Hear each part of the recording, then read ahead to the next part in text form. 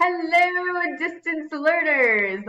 So today I wanted to go over a couple of tips and tricks for my teachers who are getting started with distance learning. I know a lot of us just got thrown into it, and I wanted to give you guys a couple of options that you can use in your classrooms so you can remain connected with your students. I know that having that direct connection with your students is going to be really important for both them as well as you to keep your sanity.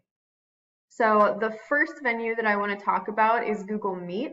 That is completely free. I know a lot of students might not be at a one-to-one school where they have their own laptops, but the nice thing about it is that they have an app that students can download onto their phones. So even if they don't have a laptop at home, they could download that Google Meet app and still be able to participate in face-to-face discussions with you as well as their other classmates.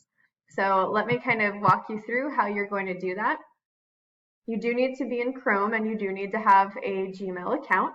So if you don't have one through school, you can create one for free. You will click, there's going to be this little icon right here where it says Meet. You can click the Meet icon. And then it says join or start a meeting. So at this point, you would click on join or start a meeting and Nerdling Meetup. You'll give it a title. Once you click continue, it's going to kind of get you ready. You are going to get a code that you would be able to share with other people. So you would click on the join now. There's going to be a meetup code. So you can just copy that and then you can paste it. Whenever you paste it, you could send it out to all of your students in an email. If you have the Remind app, which I would highly suggest getting if you don't, you could send out a broad remind to all of your students that will give them that link in meeting and they'll be able to click that. And as soon as they click that, they'll be able to join your meeting and you'll be able to go back and forth and talk with your students. Now there are several features that you can use. So right here, I have my camera turned off because I'm using the camera right here for my screencast with you. But if I wasn't, I could either turn it on or off.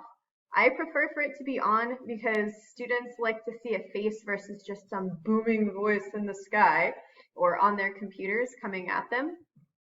The other feature that I do like is that you can mute yourself. You can also mute your students. One of the guidelines I set forth for all of my students is that when they do join the meeting, they do need to mute themselves so it's not just this huge chaotic mess. What's nice is that you can pose a question to the entire group. Students will be able to write in their comment. So you might ask them, okay, does anybody have any questions? Yes. And then they could ask the question, when is the homework due? And you can address questions as they come in and you can field them. You can also click on anybody who's in the chat to kind of see their face or talk to them. You can turn on captions, and again, you can mute yourself. You can choose to not be seen. Just remember that if you are on camera, that you are on camera. Anything behind you is in the vision of your students, so just make sure you're set up in a good area that is clutter-free, where there's not going to be a lot of distractions for them. Another tip that I wanted to kind of give everybody as far as distance learning goes is you're going to have to be able to organize your class somehow. You're going to need to be able to take their assignments and grade them and provide them with feedback. One of the easiest ways to do this, which is a little work on the front, would be creating Google Drive folders for each of your students in each of the classes, and then sharing a document with all of them. And also that would be where they post all of their assignments. That way the students can basically post anything that's due in those folders, and they can even post videos or things like that for you to see.